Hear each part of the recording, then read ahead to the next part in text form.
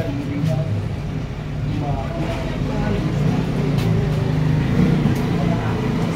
akong paghinay, kalimitan na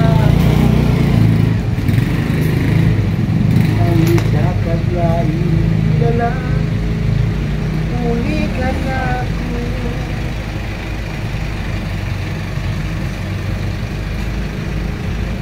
Isa siya gano'n.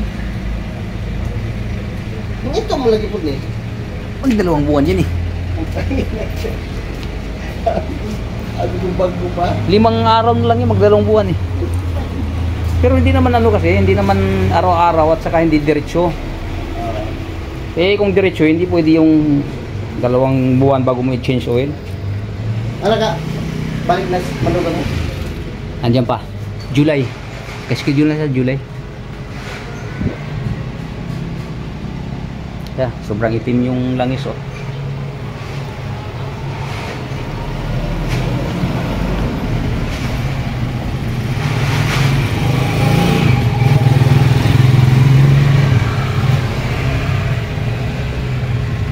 Ayun guys, so inyong gayahin 5 araw na lang na mag-2 buwan bago na change oil tong tricycle ko. Peligro yan, wag nyong tularan tong ginagawa ko, lalo pag tricycle, dahil peligro talaga. Ang buhay ng makina ay nandiyan sa langis na mayroon siya.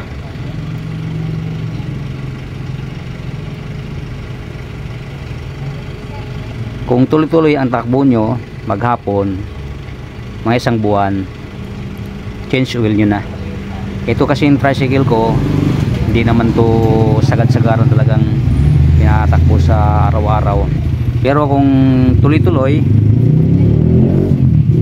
1 buwan, mag-change oil na kayo para sigurado na hindi masira yung motor ninyo. Yan lang ang tip ko sa inyo.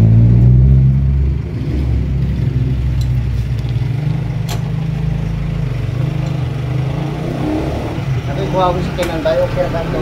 Ha? Xerox na. Ha? Kuha ko sa kinan ba? Xerox na. Okay. Ay naku, mahirap yan ba? Ha? Mahirap yan. Okay naman, na chip naman clean na. Sa bagay, kung basta wag mo lang, Sabig lang, kung wala kang balak na ibinta, pwede yun. Kasi marehistro pa rin naman yan eh, kahit Xerox lang. Pero kung once na maisipan mo ibinta, asahan mo na. Mamroblema ka dyan. Mati.